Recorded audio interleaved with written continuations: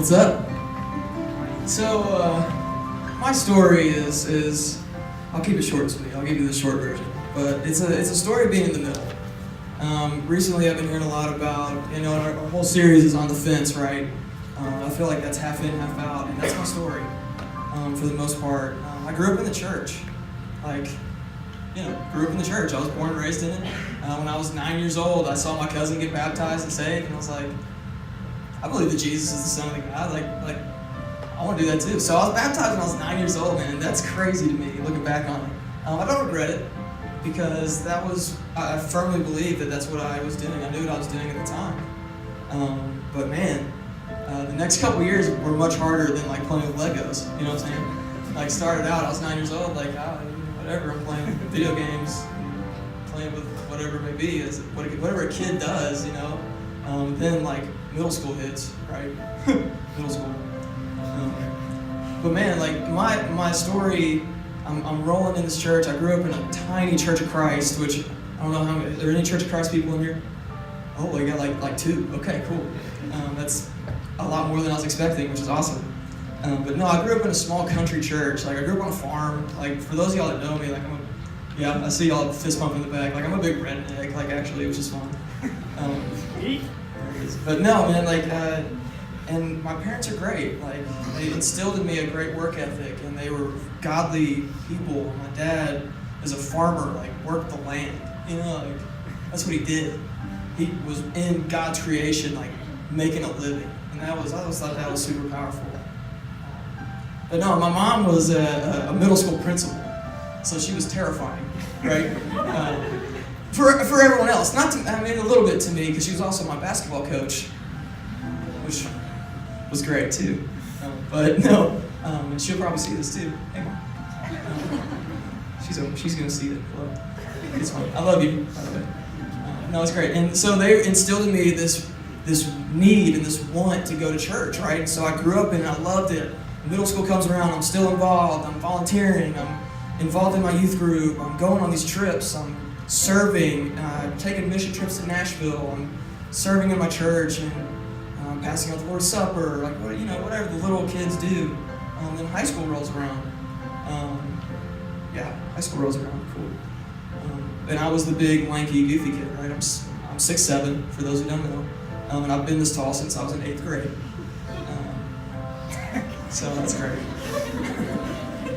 But no, man, and basketball became my life. It became who I was. I put my whole identity in a sport. I put my whole identity in relationships. So here we go. This is the fun part. But no, I go into high school and I get a girlfriend. Break up with her a couple months later because I want to go fishing more. That's what I did.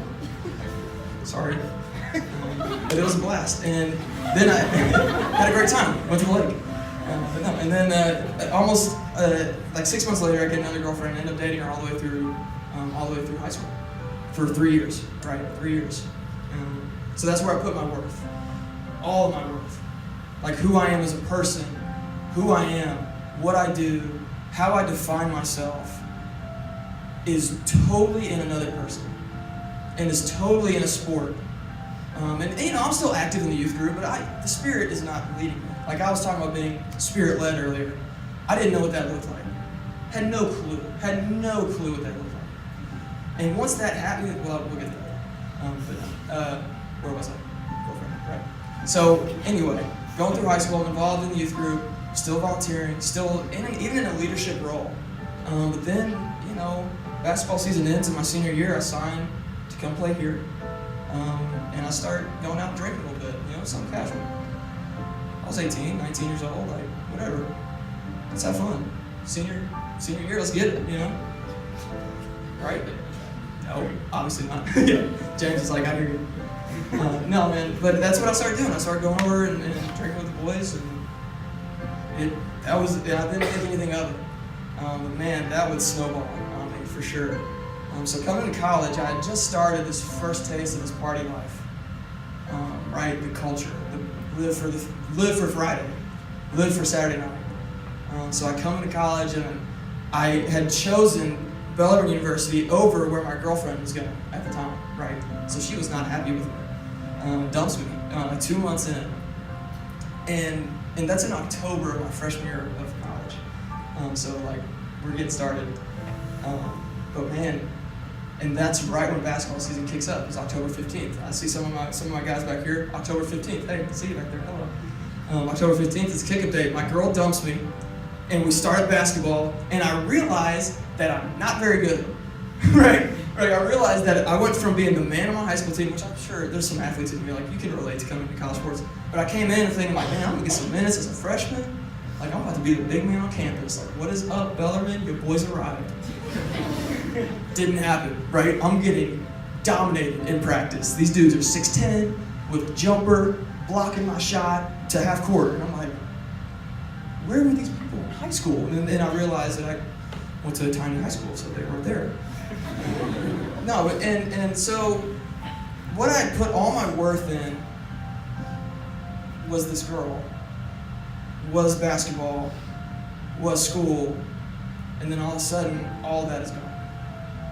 Like it's gone. Like every bit of it's gone. Basketball is sitting on my throne. Doesn't do it. Girl sitting on my throne, she's gone. Doesn't do it. Right? But it doesn't change. Like so then it turns into, oh man, basketball's not going well.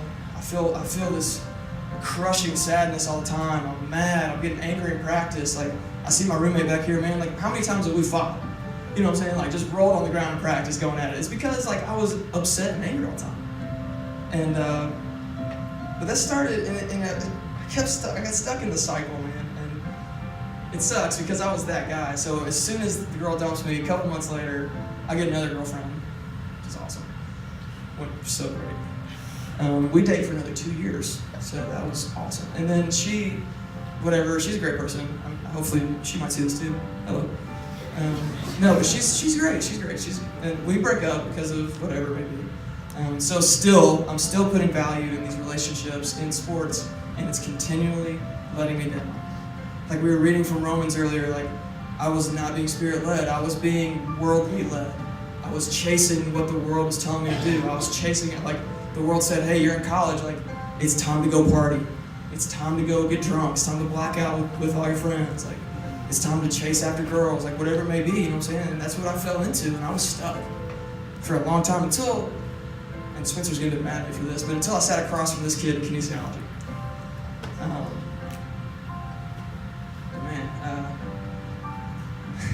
And you were shy too, which is hilarious, because I'm not. And so I'm sitting across from this kid, and we just happened to sit in the same group. And when I roll into a room, I'm just like yelling at people, right? So anybody who knows me, I'm just, hey, what's up? What's your name? Who are you? And Spencer's like, who is this dumb hick from Western Kentucky? Like, get out of my face. But man, from that class, we started studying together just for like test, and it turned into this revival of my faith. And it didn't happen like that. He can attest to this. But man, Spencer, you're rocking the world, brother. You're rocking the world, man. And through Spencer, I got to meet James and Chris Amber, these dudes who are all around me, and what a group of guys I've been blessed to be around. And girls too. I see Margie and obviously my girlfriend, hello, Taylor. She's around here somewhere. Front row. No, man, but so I want to transfer out. I'm not getting any minutes. My life is still basketball. I'm out. Like, I'm transferring. I'm actually going to transfer to a small Christian school in Arkansas. Like, why? Because basketball was at the center of my life. But and that fell through. Otherwise, I would be gone. That fell through. I had the paperwork signed. I was ready to go. And it falls through at the last minute, and I'm like, okay, great. I'm stuck here. But about that time, I started going to a Bible study with Spencer and James, and look what it's turned into. Look at how great this night has become. I see a lot of my friends out here. I see a lot of familiar faces. And I just want to say, like, from the bottom of my heart, I'm so glad that y'all are here.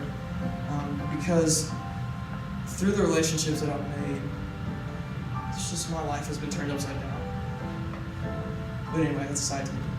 But Jesus rocked my world. And so whenever I took basketball off my throne, I took school off my throne, I took putting people on my throne and being a people pleaser and put Jesus there, everything else fell into place. basketball became, easy. Like I was going to practice, having fun for the first time in a long time. I was around a community that lifted me up and filled my cup, and I was overflowing with this joy and this peace and this happiness. And because of it, and that's Jesus. Like that's what Jesus does. He overflows your cup. His grace is a river, and it just overflows. Like you cannot contain. And whenever you've experienced the goodness that Jesus is, like I feel like I'm gonna go climb a mountain and shout. You know what I'm saying? Like that's how I feel. And since then, since about my junior year, there's this time where I got in community, and that was the turning point. I think I've run over time, but that's all I got. I'm gonna pray. Bring up my boy, Spin Dog. He's gonna crush it. He's got a really cool message for y'all tonight. But let's pray. God, thank you for this group of people. Thank you for this night. God, you have filled my cup. You have overflowed my cup. And what a blessing it is to be here. God, we're not perfect, man, and we make mistakes, and it just doesn't matter to you because you wash us clean. You wash us clean. All it takes for us is to ask for it, and you are there for us. You meet us where we're at. You're chasing after us, and I'm so thankful that the God of the universe loves me, cares about me, and chases me down to bring me home. Because God, I ran away. I ran away from you, Lord, and you met me where I was at in all of my problems and all of my sin. I'm so thankful that you chased me down. Thank you for this group of people. Thank you for this night. Thank you for Jesus and the sacrifice that he made. He's the reason we're here, and it's his name I pray.